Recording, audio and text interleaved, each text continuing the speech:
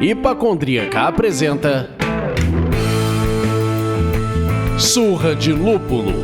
Oi pessoal, bom dia, boa tarde, boa noite! Eu sou Ludmilla, mais conhecida no Instagram como Hipacondríaca. E no programa de hoje, meus amigos, eu queria começar com uma forma completamente diferente. Leandro, você sabia que fermentação não é apenas para comida e bebida? Mentira! Para com isso! Vai fermentar o quê? Pois é. Pra que serve fermentação, rapaz? Pois é, hoje nós vamos receber uma pessoa da qual eu sou fã e que sabe tudo e muito mais sobre fermentação. Não apenas na cerveja, nos alimentos e outras cositas más. Estamos com Rosilene Sá, mais conhecida no Instagram como Milhas Cervejeiras, porque essa mulher, além de tudo, corre e muito. A Rose vai se apresentar com mais calma, mas já segura essa força. Química, mestra cervejeira, sommelier de cervejas e muito mais. Antes de pedir que a nossa convidada dê um alô, a gente tem o prazer de informar que esse programa é oferecido pelos nossos mecenas empresariais, Passaporte Cervejeiro, Viveiro Vandenbergen, The Beer Agents, Prússia Beer, Cervejaria Ussá, Cerveja da Casa e Iris Pay. Agora sim, Rose, dá um alô pra galera conhecer a sua voz. Olha aí, muito bom, estamos aqui, viu, gente? Bem-vinda, Rose, eu sou o Leandro, mas hoje vocês podem me chamar do Ser Eucariótico. Ah, que pariu, Marquinhos. Olha isso. Ai, caralho. Eu não sei o que eu faço com você. Você dá um Google, é isso que você faz. Tô fazendo. Tô fazendo isso. Você tá com aquela cara de outra volta. Totalmente. Vai, continua aí, eucariótico. Rose, a gente bebe uma cervejinha enquanto bate esse papo e eu quero saber de você, o que você tá bebendo aí. Eu tô tomando uma dry stout aqui da Rueira. Aê, queridíssima. Ah, Rueira, paga nós. Acabou o queridismo, paga nós. E Lud, você, o que você tá bebendo? Pô, não tô bebendo ainda, eu vou me aborrecer novamente, vou abrir dessa lata, hein? Nada, né? Nada não, algo, mas assim, você tem que melhorar, Lud. Eu tenho que melhorar. Bom, eu tô aqui com a Goldfish Head, que é uma bock colaborativa entre a Narcose e a Juan Caloto. Gente, duas cervejarias maravilhosas juntas pra fazer maldade. Cheirinho maravilhoso. E você, pra mim, você é um eucarionte. Célula mononuclear. O que você tá bebendo aí, famigerado? Eu tô bebendo uma outra querida nossa, é a Mané, a Blonde Ale com goiaba da Masterpiece. Adivinha, gente, a Masterpiece é o quê? É medalhada, né? Medalhada. Já levou uma medalha aqui, já. É. Então vamos ver se eu vou abrir aqui, como é que vai ser. Ah, filho do... Olha, quando eu voltar pro escritório, tu vai ter que ir lá configurar esse microfone, filho do miserável. Ah, miserável!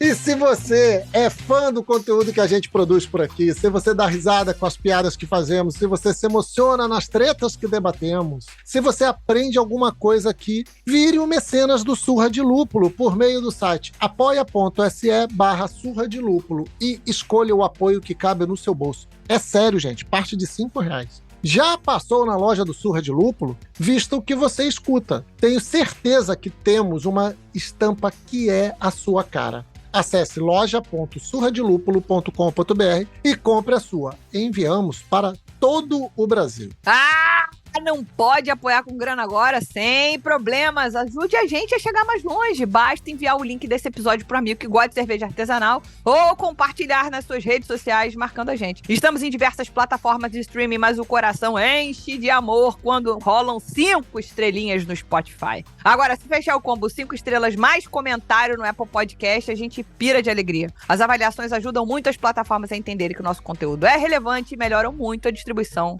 dos episódios.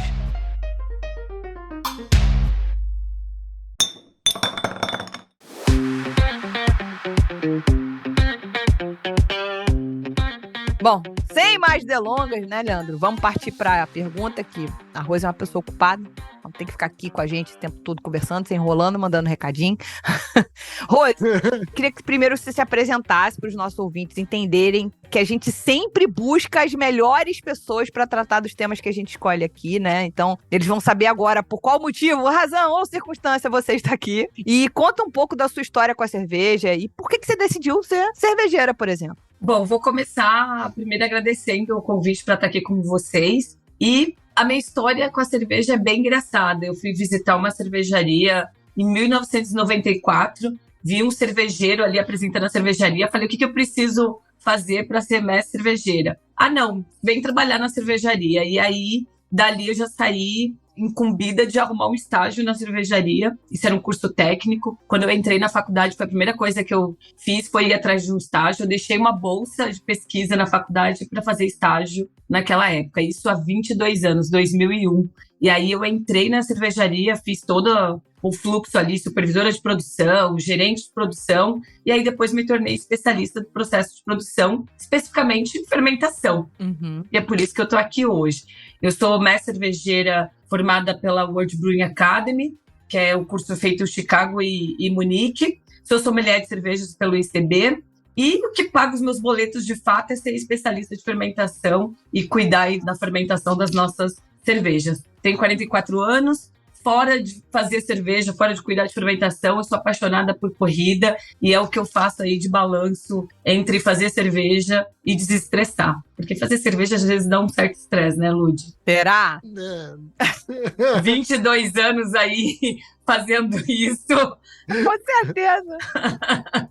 Eu posso te dizer com certeza que a gente precisa de um equilíbrio aí e eu uso a corrida. Total. Muito legal, porque assim, já é uma galera que produz cerveja, trabalha com cerveja e corre também, né, cara? É. Equilíbrio é tudo. E por que não hidratar pós-treino com uma bela de uma American Lager, por exemplo, ou qualquer outra cerveja? Exato. Tem mecenas que fazem isso, Giovanni Tonello. Corre 42 quilômetros e no final toma uma cervejinha pra alegrar e tal. E o que eu achei legal, uma coisa que a gente sempre comenta aqui é: trabalhe com aquilo que você ama e nunca mais ame o que você amou. Será que ela tava estressada fazendo cerveja? Boa! Com certeza, mas faz parte também, né? Faz super parte. Maravilha. Então vamos começar agora com o nosso tema do programa, conhecendo melhor você. E a gente quer partir do princípio, que é qual a importância da fermentação, não apenas nas bebidas, mas também nos alimentos e até na produção de bioenergia. Olha a pegadinha da Lud lá do começo do programa. Não, isso explodiu minha cabeça. Bioenergia por fermentação. Senta que lá vem a história. Conta tudo. Olha só, às vezes a gente acha que fermentação é só ligada à fermentação alcoólica, que é produzir cerveja. Mas fermentação está ligada no nosso dia a dia, seja na produção de iogurte, produção de alimentos, né, principalmente lácteos, e também geração de energia renovável, que a gente pode falar, por exemplo, de etanol produzido através de biomassa, biogás. Então, a fermentação também está totalmente correlacionada com isso. Uma coisa bem bacana para a gente falar, de onde vem a fermentação, né? De onde começa a fermentar. A gente tem micro-organismos como bactérias, leveduras, que vão converter algumas substâncias mais complexas, substâncias orgânicas complexas, em simples, né? E pensando no ponto de vista, mas de onde surgiu a fermentação? A fermentação é utilizada pelo ser humano muito antes do que a gente pensa. Vou só dar uma leve associação bem... No início era de forma extremamente empírica. Ou seja, os povos primitivos começaram a perceber que certos alimentos, né, grãos, frutas, quando expostos ao ar e calor, eles se transformavam e produziam sabores e aromas diferentes, né, distintos, né? Ok. Beleza. Quando a gente leva isso lá para os povos nórdicos, por exemplo, esse processo ele garantia alimentação, né, durante o inverno, né, durante os longos, né, períodos aí de inverno. Quando a gente vai para o continente africano, o povo dependia de alimentos fermentados para que a gente tivesse um prazo de validade mais longo e pudesse suportar aí o período de seca. Então, ou seja, desde a forma empírica até trazer para o dia a dia o nosso levain que a gente usa para fazer pão, a fermentação está ali em volta né, de tudo que a gente consome hoje. Não é só da nossa cervejinha que faz a nossa felicidade. E você podia dar uma aprofundada, aquela assim, de curioso mesmo, que isso é o mote desse programa, infelizmente. Sanar a minha curiosidade, a do Leandro. Quando você fala todo mundo que tá aqui ouvindo a gente, ou a maioria das pessoas que estão aqui ouvindo a gente, já entenderam que o álcool é um resultado do processo fermentativo, então a gente deveria amar muito a fermentação. Como você deu o exemplo do Levan, que produz pães maravilhosos. E aí você falou bem brevemente sobre a produção de bioenergia. Como é que a gente aprofunda isso? Só pra gente tentar dar uma tangibilizada, eu consegui desenhar esse organograma na minha cabeça, que eu sou lenta. Gente, produção de bioenergia, a gente pode falar aí desde, olha só, dentro de produção de energia a gente pode falar biogás, a gente pode falar tratamento de dejetos orgânicos e produzir energia por aí, etanol produzido a partir de biomassa, ou seja, é através de processo fermentativo. Conectou. A gente poderia ser até papo para um podcast específico, porque tem tanta coisa, e são energias renováveis, né? Então, quando a gente fala de biogás, por exemplo, total energia renovável. Eu acho que é um papo bem bacana aí pra gente juntar um podcast só para falar disso. Deixa eu ver se eu entendi. Segura meu queixo, segura aqui. Deixa eu ver se eu entendi a parte do etanol. Porque a parte do etanol é que fechou um pouco a cabeça aqui. Uhum. Eu acho, né, que fechou. Mas fechou uma gestaltzinha aqui. Vamos lá. A gente tem o processo ali, o material bioorgânico, os dejetos que sejam. Naturalmente, eles têm açúcares. Isso. Eles têm açúcares ali. Aí, a levedura vai lá, começa a fazer todo o processo de fermentação. Ela está queimando e está produzindo álcool, como é feito com a cerveja, como é feito com vinho, como é feito com todos os processos fermentados. Só que isso é feito num processo e num volume maior, que isso a gente consegue depois separar e transformar no combustível etanol. É isso? Isso, exatamente. Olha que bacana. Aí, olha, André, é bom a gente falar também que não são todos os processos fermentativos que vão liberar álcool Sim. e gás carbônico, né? Aí depois a gente pode até entrar no nosso papo falando de bactéria lática, falando de processo Acetobacter, por exemplo. Não, tá previsto aqui, tá previsto. Calma.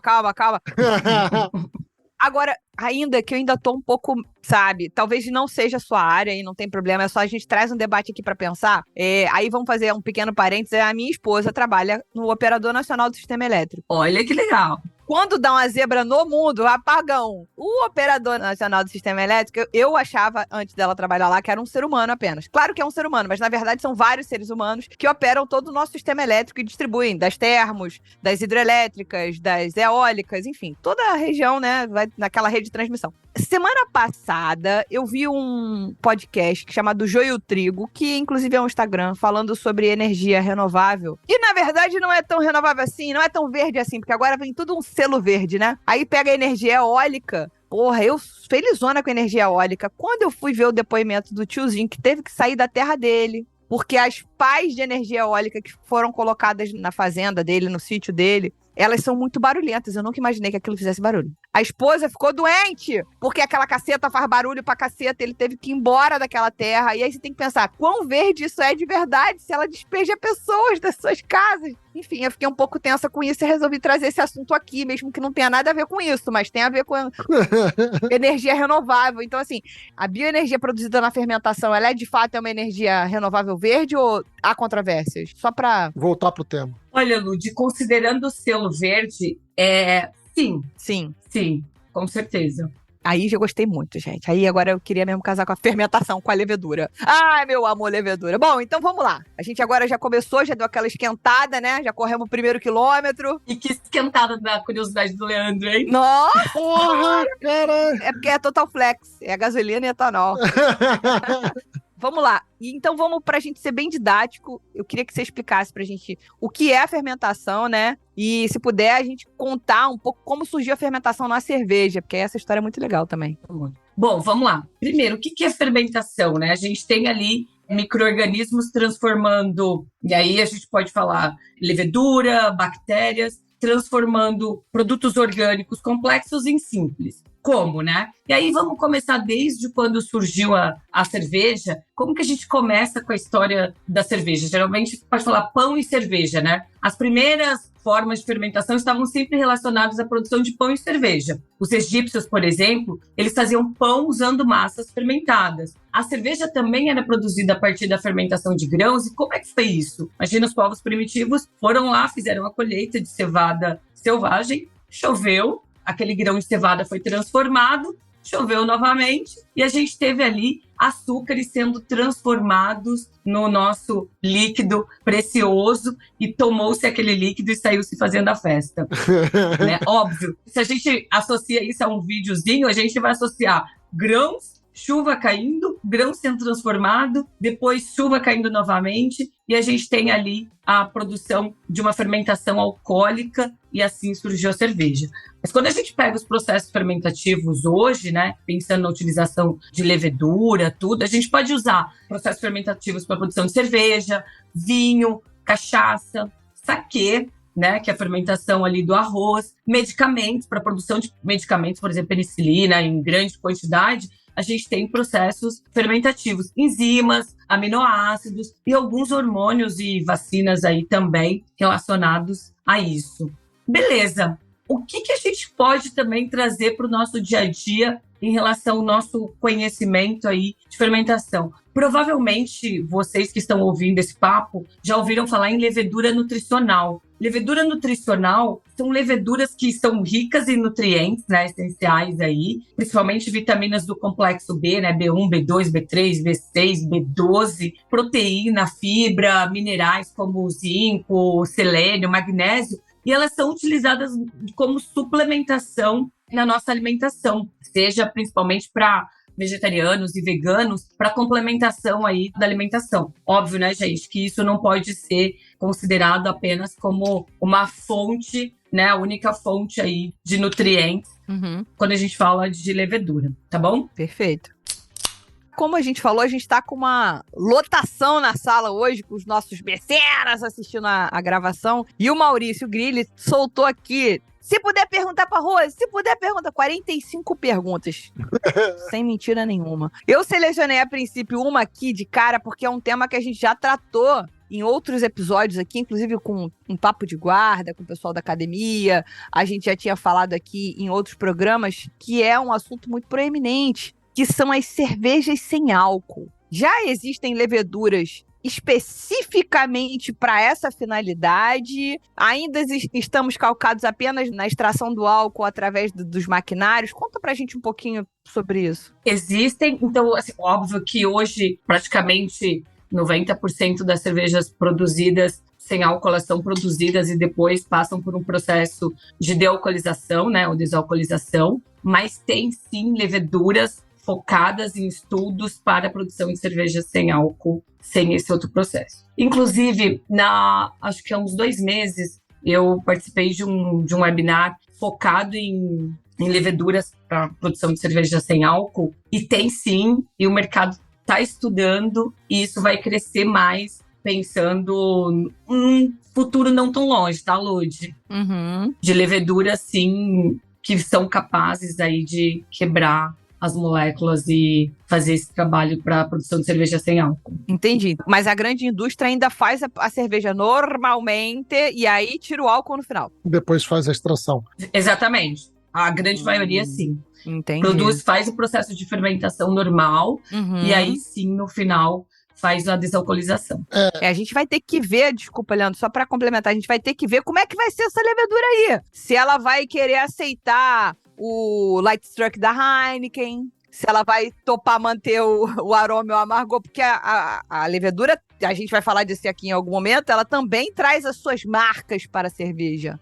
Cada levedura vai trazer, óbvio, sua característica, mas da mesma forma que a gente tem, por exemplo, Breta, que tem as suas características fenólicas como subproduto, óbvio que cada característica de levedura, por exemplo, eu tenho uma levedura que tem capacidade de produzir alguns subprodutos de fermentação que são bons para o nosso sensorial e são bons para alguns estilos. Aí, a pergunta do Maurício é bem incrível, que a gente tem que começar a colocar no balanço vou produzir cerveja sem álcool a partir de uma capacidade de uma levedura, mas eu tenho que entender que o perfil sensorial, a gente está falando totalmente diferente. Grande parte do perfil sensorial de uma cerveja, ele é oriundo da fermentação. A gente sabe muito bem disso. Óbvio que as características de subproduto dessa fermentação, ela tem impacto 90% no sensorial. Então, essa correlação a gente tem que estar bem atento também. Total. Eu acho legal porque, assim, essa tecnologia, né, vamos chamar de tecnologia, mas é esse trabalho sendo mais desenvolvido, nitidamente a cerveja sem álcool é uma tendência e eu posso falar, assim, de tempo em tempo eu faço um sabático. Eu fico um tempo 10 dias sem beber, 7 dias sem beber. E eu acabei de completar agora um sabático de 10 dias sem beber, em que eu preenchi com cerveja 0.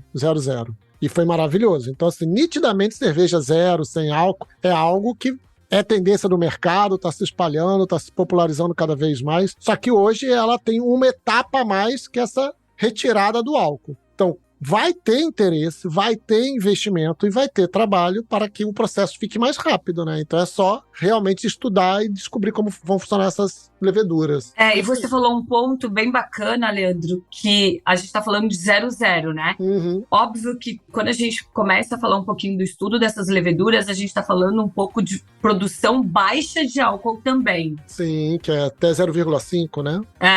Que vai diferenciar um pouquinho aí do 0,0 também. Então, óbvio que a grande produção hoje é em função da desalcoolização, ou dealcoolização. Muito bom.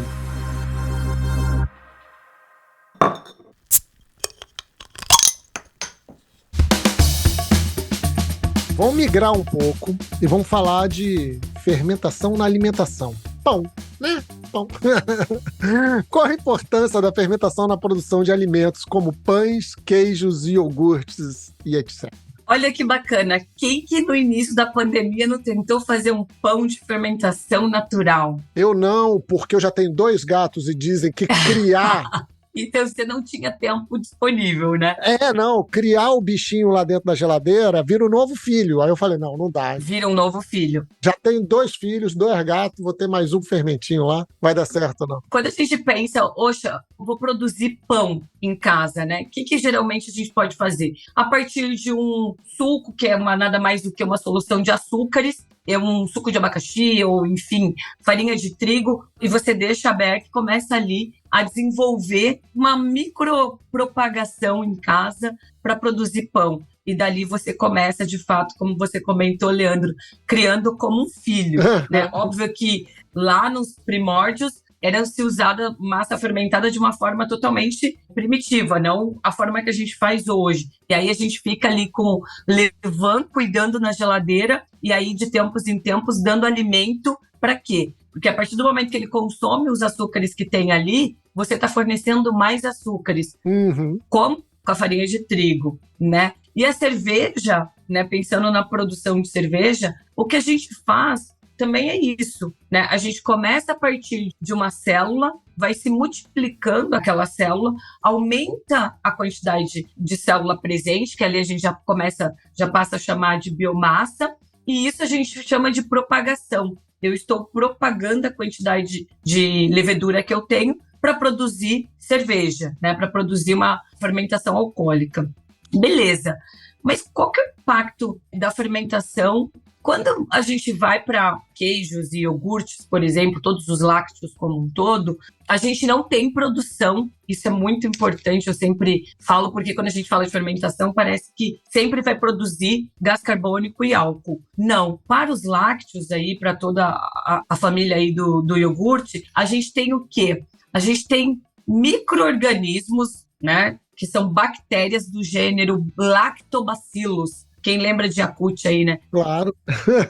Lactobacillus, que convertem açúcares, como glicose, em ácido lático e não produz gás carbônico e nem álcool, beleza? Voltando ainda para os alimentos, fermentação acética. A gente tem o quê? Bactérias do gênero Acetobacter que vão converter álcool etílico, né, geralmente produzido de uma fermentação alcoólica, em ácido acético, que é o nosso vinagre. A nossa produção de vinagre é feita dessa forma. E aí a fermentação última, que é a terceira e que mais me interessa, que é que paga os meus boletos, é a fermentação alcoólica. Aqui a gente tem o quê? Tem levedura, Saccharomyces aí principalmente, que vão converter açúcares, como glicose, frutose, maltose e uma pequena parcela aí de maltriose, em álcool etílico, que é o etanol, e gás carbônico, né? E aí, dentro dessa fermentação, a gente pode falar aí de 3 famílias: Ale, Lager e Lambic. Rose, mas o que define? Isso aqui já é mais carimbado, figurinha repetida no Completa Álbum, né, gente? Ale, Lager e Lambic, vocês já manjam, com certeza. Né? Mas quando a gente pensa, é o tipo de cepa, ou seja, o gênero da cepa, que vai definir que família, se é Ale, se é Lager ou se é Lambic. E aí, isso é muito importante no momento que nós, cervejeiros, aí, a gente vai escolher, de fato, qual cerveja a gente quer produzir, né? Porque isso tem um impacto sensorial gigante. Gente, eu tinha 39 perguntas para fazer associada a isso. Opa, façam. Bom, a primeira é um tema que eu acho que não grudou aqui no Brasil, não. Eu vi algumas, mas isso não foi um negócio que pegou. Mas os Estados Unidos pegou muito, que é a tal da Cold IPA, que é... Vocês não viram a cara de Rose agora quando eu falei de Cold IPA? Ela fez aquela cara assim, ó, vamos, Leandro, me ajude a definir a cara de Rose. Tipo, puta que pariu. Tá bom, né? Aquela cara de tá bom, né? Que é usar, acho que você pode falar até melhor do que eu, mas é usar uma levedura ale pra produzir uma lager. Eu falei, merda, é o contrário? Na verdade, a gente pode até colocar, junto com a Cold IPA aí, a gente pode até falar de fermentação mista. Pode. Né? Eu entendo muito que, pensando principalmente para o paladar brasileiro, eu sinto que a gente não gosta tanto de complexidade. Tá. Óbvio que, se eu gosto de complexidade, eu vou buscar estilos que trazem complexidade. Concorda, Lud? Sim. E eu entendo que fermentação mista ou uma Cold IPA, por exemplo, não foi algo que levou um carimbinho, opa, amamos, entendeu? Diria isso. Não, sem dúvida. É que, na verdade, eu vou fazer uma correção aqui. Eu concordo que o brasileiro, a maioria das pessoas acaba bebendo cervejas muito simples, né? Com sabores muito neutros. Mas a gente já não está falando com essas pessoas aqui no Surra de Lúpulo apenas. Pelo contrário, talvez a maior parte dos nossos ouvintes sejam loucos, acelerados. Pessoas que gostam de coisas extremas, bebem coisas lindas, bebem zalazes, bebem essas etc. E aí, o que me passa na cabeça é que, quando se trata de uma moda que aconteceu nos Estados Unidos, pra mim só não chegou aqui ainda do jeito que tinha que chegar. Só não foi comprada, a moda só não foi capitaneada ainda pra uma cervejaria. Só não pegou. Ainda não pegou. Ou talvez não compartilhada de forma, de fato, pra pegar. Porque, porra... Eu acho que eu tomei uma vez. Há um ano e pouco atrás, me mandaram meia dúzia. Gente, não foi uma não foram duas, foram meia dúzia de Smooth Sour. Acho que um shot de Smooth Sour era suficiente para qualquer pessoa provar, meia dúzia. Então, assim, houve uma tentativa de fazer esse estilo, essa quantidade de fruta absurda associada a uma fermentação de cervejas ácidas, pegar de maneira diferente da Cold IPA, talvez porque, entre aspas, agregue mais valor. Eu queria trazer justamente a contradição fermentativa, que a gente tá, quando você falou das famílias, né, a Ale, a Lager e as Lambics, a gente, quando fala dessas invencionices de repente, usar para uma cerveja que era para ter sido uma Lager, usar uma levedura Ale, entendeu? Então, acho que aí é que tá o X. É que o ponto é o seguinte, ó, eu diria, tecnicamente falando, sem usar tecnicês, quando a gente fala Ale ou Lager, cada um tem sua temperatura de trabalho. Ok. Beleza. Eu tirar qualquer levedura da condição favorável que ela gosta, qualquer levedura, assim como a gente fora da nossa zona de conforto, né? Então se eu pego Ale lá, eu vou, beleza, tenho temperatura de 15 a 24 graus, ou 13 a 24 graus, 25 graus, e aí eu vou pegar uma levedura Ale e vou fermentá-la a 7 graus, a 12 graus. Os subprodutos sensoriais, né? Ou seja, os produtos sensoriais dessa fermentação, ele vai ser totalmente diferente, porque a levedura está fora de características de trabalho que ela está, de fato, que é a capacidade dela. Que é a capacidade dela produzir exatamente, pegando uma Ale lá, aquela complexidade toda. Para mim, é sempre o sensorial de você não foi feito para isso ou de cerveja inacabada, sabe? Entendi. Mas óbvio que isso é uma opinião pessoal. Tecnicamente, a gente está produzindo subprodutos sensoriais diferente do que, de fato, aquela cepa Foi criada, para o qual ela foi criada. foi criada ou foi desenvolvida, né? Porque a gente pode pegar uma cepa Aham, e fazer algumas alterações genéticas para que ela tenha uma outra característica. legal. Aí a última provocação sobre isso é que teve um debate grande, novamente, em podcasts americanos, no mercado americano, falando, mas pá, por que vocês estão chamando de Code IPA essa caceta, se já existia a India Pale Lager? Novamente, meus amigos, a cara da Rose foi tipo, é isso aí. É porque a gente é americano e a gente precisa transformar tudo em produto. Dar um rótulo maneiro pra ele. Pô. Se não tiver um rótulo maneiro, a gente não vende. A gente é americano. Legal. Eu vou deixar o Leandro ir para a próxima pergunta, mas antes, como a gente tá falando de fermentações milhões diferentes, me ocorreu um negócio que aconteceu na minha infância, que era minha avó tinha um criadouro de kefir. Criadouro de kefir. Eu achava que era outra coisa kefir. O que é kefir? Vamos falar de kefir um pouquinho, porque eu acho que kefir é um negócio muito legal para as pessoas saberem, porque quando a gente tá falando de fermentação, é muito louco isso, eu chegar e falar assim, cara, e a minha avó tá com quase 100 anos, então, tipo, essa pessoa dominava a fermentação e não tinha me avisado que a gente podia fazer cerveja naquela época. Ela já usava probiótico, a gente não sabia, né? E a gente hoje acha que probiótico é uma coisa que a gente inventou, né? Total. Então, ou seja, quando a gente pensando em kefir aí e cuidar do kefir, porque aquilo vai virando o aumento de biomassa no kefir, se você não passa para alguém ou se você não consome, é gigantesco, né? Total. O que a gente tem ali no kefir?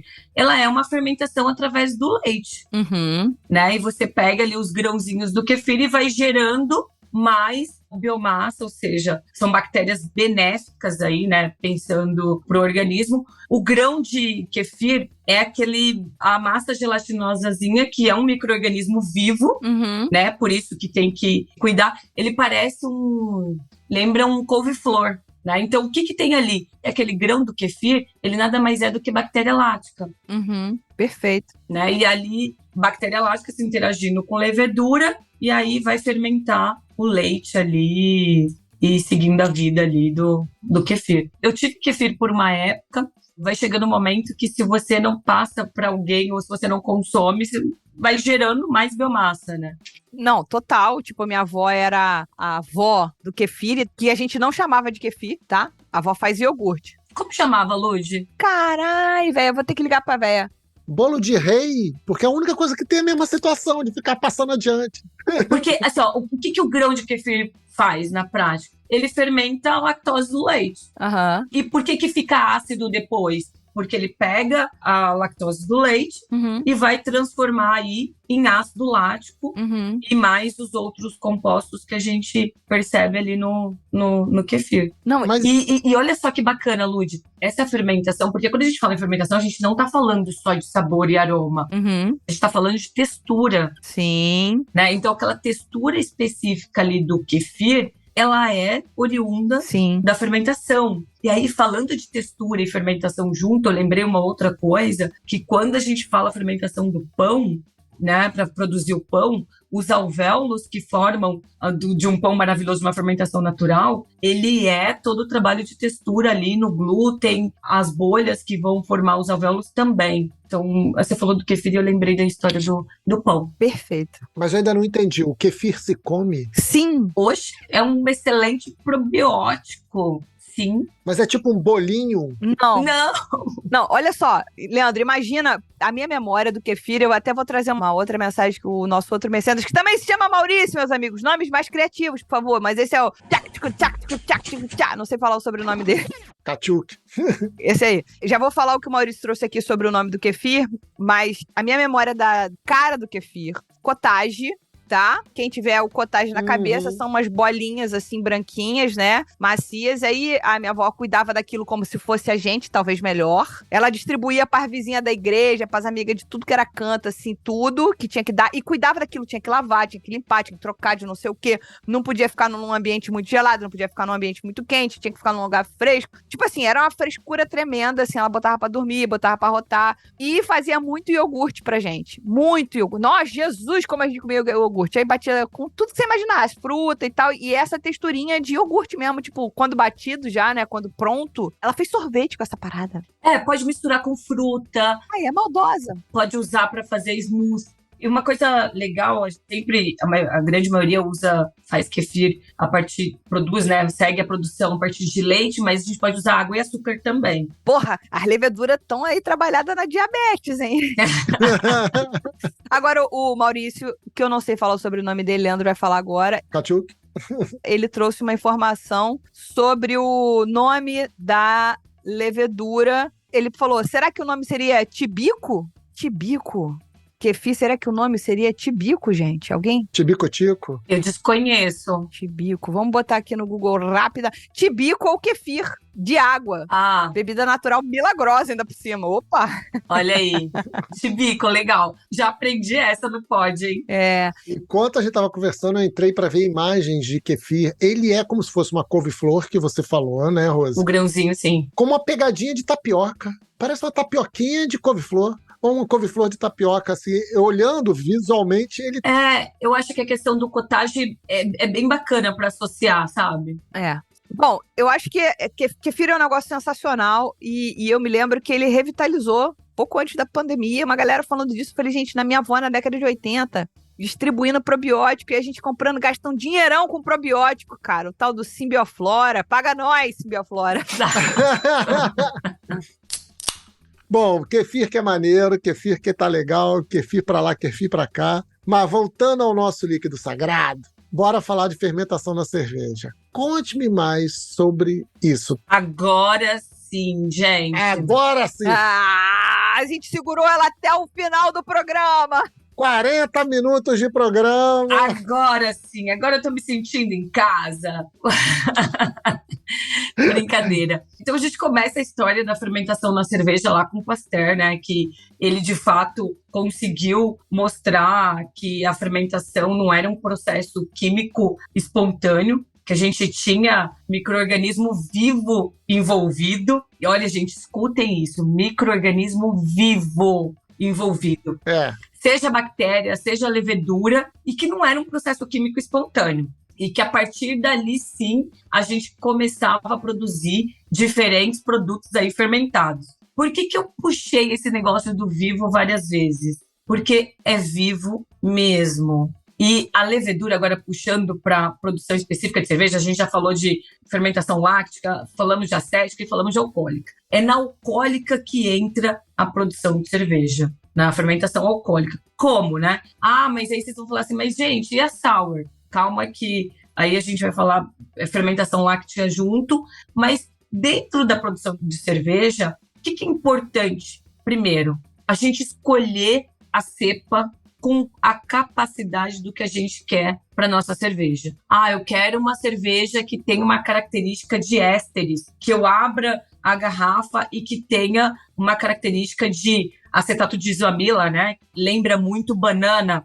Então eu tenho que pegar um catálogo de cepas e buscar a levedura, né? A cepa de levedura que vai fornecer essa característica de produção de éster. Porque às vezes a gente quer colocar uma levedura que ela não tem capacidade porque de fato a gente quer na nossa cerveja final. Então a escolha da cepa. Eu quero uma fermentação acelerada, eu quero uma fermentação mais lenta. O meu estilo, né? Eu vou produzir uma cerveja que dentro da subdivisão ali, ela é da família da Ale ou da Lager. Ou seja, eu vou escolher a cepa. Tá. Mas quem faz cerveja em casa? Quem faz cerveja em casa, a partir do momento que vai comprar levedura, cada código de levedura tem uma característica daquela levedura. E aí a gente vai escolher a levedura de acordo com o que a gente quer produzir a nossa cerveja. Uhum. Então, primeiro ponto, a escolha. Nesse momento é o momento mais importante. Escolheu a cepa? Beleza. Como é que eu vou cuidar agora dessa cepa? Como é que eu vou cuidar da levedura para produzir a minha cerveja? A partir do momento que, pensando em quem faz cerveja em casa, reidratou a levedura para usar, ou quem faz em escala industrial, propagou para usar, a levedura é igual a gente. Ela tem que estar feliz para trabalhar bem. E que se ela não estiver feliz para trabalhar bem, se ela não estiver engajada, o produto final não vai ser um bom produto, a produtividade dela não vai ser boa, né? E aí, como cuidar da levedura? Desde o momento que a gente cuida temperatura de armazenamento, tempo de armazenamento da levedura, para quem faz cerveja em casa, sobre momento de tirar da produção anterior e quanto tempo entre o momento que recolheu a levedura para o momento que vai reutilizar. Imagina que a energia da levedura, né? Então a gente tem ali reserva de glicogênio. A partir do momento que eu não estou em produção, não estou trabalhando e eu estou com a levedura guardada, vai chegar um momento que ela vai começar a consumir e a gente pode ter uma autólise, a morte da célula. A levedura morreu. Exatamente, é um organismo vivo, é um fungo, né? E aí entra toda a brincadeira do início do eucariota aí. Ou seja, a partir daí, cuidar de tempo, temperatura, a que pressão a gente está deixando essa levedura armazenada. Eu estou, para quem faz cerveja em casa, eu vou descarbonatar, eu estou tirando o CO2 gerado ali daquela levedura que está armazenada. E aí, depois de tudo isso, beleza, falamos só dos cuidados com a levedura. Ela tem que estar engajada, ela é nossa melhor amiga, porque se ela não estiver engajada e feliz, ela não vai produzir uma boa cerveja. Uhum. Quem faz a cerveja não é cervejeiro, não é cervejeira, não é só a receita lá da abraçagem. A estrela da produção cervejeira, eu sempre falo isso, a estrela da produção cervejeira é a levedura. A estrela da fermentação é a levedura, né? Então, ou seja, ela tem que estar engajada e feliz. Dito isso, depois que a gente dosou ela no mosto cervejeiro, os cuidados aí são os cuidados ainda durante o processo de trabalho dela, né? Ou seja, ela começa a consumir todo o oxigênio ali que a gente forneceu, mas eu não posso fornecer oxigênio de menos, eu não posso fornecer nutriente de menos, porque eu não vou ter uma boa fermentação. E aí eu tenho que controlar durante a fermentação temperatura, o pH do mosto que entrou, né? A pressão durante a minha fermentação. Tudo isso vai ter impacto final no sensorial. Mesmo a levedura que a gente disse lá, não, eu quero que a minha levedura tenha ésteres para que o meu consumidor abra minha garrafa e fale assim, nossa, a cerveja da Lud é éster puro. Não, beleza, é a capacidade dela, mas se eu não cuidar dela, ela vai estar fora da zona de conforto e ela não vai produzir isso, tá bom? Gente, rapidinho, é muito comparativo possível fazer com o meio corporativo. Rede social, meio corporativo, gente, olha só. Vai, Leandro, eu não vou nem falar nada, eu vou ficar na minha. Não, pode falar, fale, por favor.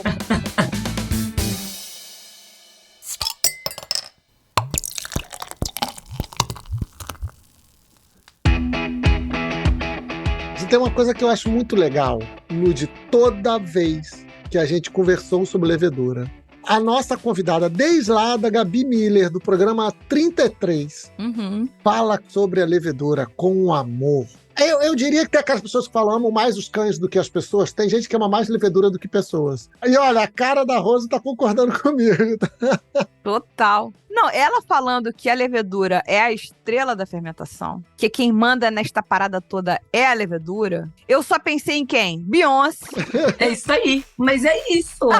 É exatamente isso. É a Beyoncé do mundo cervejeiro. Não é? Até porque, às vezes a gente pensa assim, não, nossa, é o malte que define a característica da cerveja. É óbvio que todos os ingredientes vão definir a nossa cerveja. Mas se eu tiver um mosto produzido lindamente com os melhores ingredientes e a minha levedura estiver estressada, ela vai produzir, por exemplo, H2S de subproduto. Traduz pra gente. Ovo podre. Imagina. Ai! Cheiro de ovo podre. É um pum. Isso porque ela não estava engajada, que ela estava boladona. Ou seja, a partir do momento que eu estresso, seja deixando muito tempo armazenado, deixando a temperaturas extremas e sem o alimento ali para ela estar de fato produzindo, né, fermentando, eu começo a produzir subprodutos indesejáveis. Diacetil, por exemplo, ele é um subproduto, óbvio que aí a Lud pode falar assim, mas não tem um estilo de cerveja ali que tem uma característica. Ok, beleza, mas considerando, no geral, as American Lager, por exemplo, diacetil é um subproduto indesejável. Total. É manteiga, né? Pra quem tá ouvindo. Pra associar, é manteiga rançosa. Não é aquela cerveja que vai vir já com aperitivo, né, gente? É que a gente tem que, só pra gente esgarçar o conceito de flavor, né? A gente tem o on e o off. E o off. E em algumas cervejas, aquilo que é considerado off, em outras, esse off pode ser considerado on. O pai tá on, a mãe tá on, a levedura também tá on e off. A levedura tá on sempre, pelo que eu tô entendendo. Então, em resumo, toda vez que a gente estressa a levedura, que ela não está engajada, que ela não está, de fato, trabalhando dentro das condições de cuidado que a gente, quando cervejeiro e cervejeira, deveria fazer, ela vai produzir off flavors, né? E aí os off flavors, a gente deu um exemplo que é bem característico, que é o H2S, que tem cheiro de ovo podre. Perfeito. E quando a gente fala, por exemplo, do diacetil, que eu comentei que lembra manteiga, pode ser por um processo de fermentação inacabado. Porque a gente está falando só de off flavors, mas o que acontece é que uma levedura estressada, uma levedura que não está nas condições normais de produção, ela pode, inclusive, não levar a sua cerveja ao final de fermentação. E aí isso envolve não só o sensorial, envolve, inclusive, você não ter a cerveja para atender os seus clientes, os seus consumidores. Tá, essa foi a última pergunta, gente, só para quem não é mecenas, porque quem é mecenas, além de poder estar aqui assistindo a gravação com a gente, vai ter perguntinha extra só para eles. Mas antes ainda de encerrar o programa, teve uma pergunta do Maurício. Maurício é o mais falador de todos aqui, mais perguntador, que conecta com o que você falou agora. De repente a levedura tá cansada, tá aborrecida. Tem como a gente, viu que ela tá cansada? Como é que eu tenho como, sei lá, pegar um Caraca, que palavra difícil. Leandro, me ajuda. Não. Tá bom. Aquele negócio que é... Desfibrilador. Ah, perfeito! Eu só consegui porque eu falei rápido, tá, Lud? Pois é, eu pensei demais. Desfibrilador. Tem como a gente fazer alguma coisa pra, tô vendo que ela tá cansada, ela tá aborrecida, ela não tá engajada, ela não ganhou um bottom, ela não ganhou um bônus. Tem como a gente fazer alguma coisa pra recuperar? Vou contar um segredo pra vocês. Levedura rancorosa. Novela mexicana da levedura. Levedura de escorpião, entendi. Uma levedura que sofreu uma fermentação, ela pode levar várias outras fermentações para se recuperar, né? Então, imagina o seguinte. Escorpiniano é fogo, gente. Ela pode, sim, ser recuperada, Lud, depende o grau de estresse. Então, imagina o seguinte, a gente tem algumas análises que a gente faz das leveduras, óbvio que na produção caseira é bem mais difícil para fazer isso, mas dentro de um mundo industrial a gente consegue medir a viabilidade da levedura, a vitalidade, ou seja, a capacidade dela se reproduzir, a capacidade dela, poder fermentativo dela, e a gente consegue saber quantas células estão mortas. Então, em uma massa de levedura, eu consigo saber quantos por cento tá morto ali. É possível, sim, uma levedura que ela sofreu uma fermentação. Isso é igual amor, gente. A gente sofre com amor e aí tenta em outro recuperar. Imaginem o seguinte, eu posso pegar uma fermentação e aí dar todas as condições. Eu tô dando nutrientes através de dosagem de zinco, eu tô fornecendo uma aeração bacana, tento aerar um pouquinho mais, fornecer mais oxigênio para a levedura nessa fermentação, fornecer um mosto com perfil de açúcares melhor ali para ela pode sim se recuperar. Mas, dependendo do dano causado nesse estresse, pode ser que 2, 3 fermentações ela não se recupere. Melhor definição. Mas é possível, Lud, fornecendo tudo que a gente deixou de fornecer. Fala assim, levedura, vem cá que agora eu te prometo amor eterno, eu vou melhorar. Eu vou melhorar o meu comportamento, eu vou trabalhar na aeração, eu vou trabalhar na dosagem de nutrientes para você, eu vou te oferecer o melhor mosto do mundo, e aí eu vou te fornecer condições de temperatura na fermentação melhores. Óbvio que tem alguns ajustes que a gente pode fazer nesse processo de fermentação pós-trauma para que ela tenha um desempenho melhor. Como é que você vai saber se ela recuperou ou não? Boa. Vendo como é que foi a fermentação que você prometeu amor eterno, se de fato ela se desempenhou melhor. Se ela se engajou. Se ela se engajou, né? Aí, beleza. Arroz, isso não aconteceu. Posso tentar uma outra fermentação? Pode, mas se isso acontecer novamente, o recomendado vai ser sempre, não dá, parei por aqui, essa levedura é descartada e aí a gente começa vida nova com uma outra propagação ou uma outra levedura que a gente vai reidratar para começar a utilizar. Perfeito. Cara, que demais. O que fica de mensagem pra gente aqui, Leandro? Fica de mensagem aqui que a levedura não tolera relacionamentos tóxicos. Não! Tá? Assim, tem essa mensagem que eu acho maravilhosa e tem outra que eu vou desenhar um gráfico. É sério, eu vou desenhar um gráfico. Que é ambiente corporativo, tá? Relacionamentos amorosos e Sol em Escorpião. No meio, a levedura. Porque a bichinha é rancorosa, gente. Ela até lida com as dificuldades, mas ela não esquece, não. É isso. Mas assim, hoje, e aí pensando em toda a tecnologia, indústria 4.0, enfim. Mas pensando em todo mundo high-tech que a gente está falando, a gente pode usar a inteligência artificial em grandes indústrias ao nosso favor, para que esse dano para a levedura não aconteça. Né? Então, a gente pode monitorar pH, densidade, temperatura, oxigênio em tempo real. A gente pode ter aí uma previsão de produção. Minhas últimas fermentações foram dessa forma, eu consigo ter uma previsão para frente. Pensando muito em futuro, assim, tá, gente? Uhum. Posso otimizar a receita através de inteligência artificial. O que a minha levedura gosta? Né? Quando a gente vai no nutricionista, a nutricionista vai lá e olha assim, faz uma batelada de exames nossos e fala assim, você precisa suplementar magnésio, zinco. A inteligência artificial, ela pensando muito de estudos para frente, ela pode, inclusive, tentar entender qual é a melhor receita de perfil de açúcares vindo da abraçagem que a levedura gosta, que aquela sua levedura gosta. Legal, legal.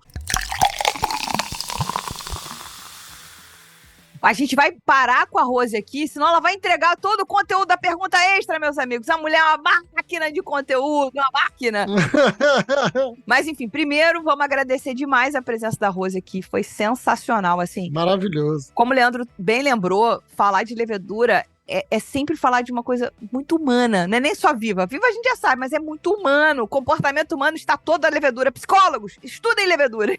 Então, Rose, muito obrigada pela sua participação. Foi incrível, eu adorei. Eu que sou leiga demais, assim, foi muito legal tangibilizar esses assuntos aqui. Então, muito obrigada mesmo. Eu que agradeço o convite. Óbvio, quando a gente vai falar de fermentação, a preocupação é a gente deixar o tema o mais leve possível para não assustar vocês. E obrigada pelo convite. Espero que quem escute o papo seja leve e que tenha entendido que fermentação é engajamento, é felicidade e tá no nosso dia a dia aí em pães, leite, em lácteos como um todo e na nossa cerveja, que é o principal aí para mim. Muito obrigado, Rose, adorei. Realmente é muito legal perceber esses olhos brilhando quando a gente fala sobre um tema, porque a pessoa é apaixonada e isso é muito bacana. Brigadaço pelo seu tempo, obrigado por toda essa troca e vamos para a pergunta, porque esse papo não vai acabar aqui agora. Exato, mas encerrando o programa do jeito que a gente gosta, agradecendo aos mecenas que ajudam a manter a independência criativa do Surra de Lúpulo. Wagner Dantas, Guilherme Castro, Henrique Boaventura, Jairo Neto e Mal. O cara, porra, o nome dele é um funk, velho. Então, gente, Leandro, o que a gente fala? E até semana que vem, uai. Até semana que vem. É isso aí, 12 horas de trem.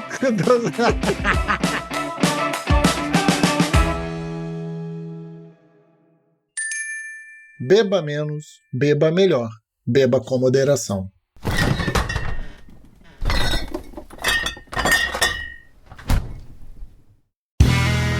Este podcast foi editado por Play Áudios.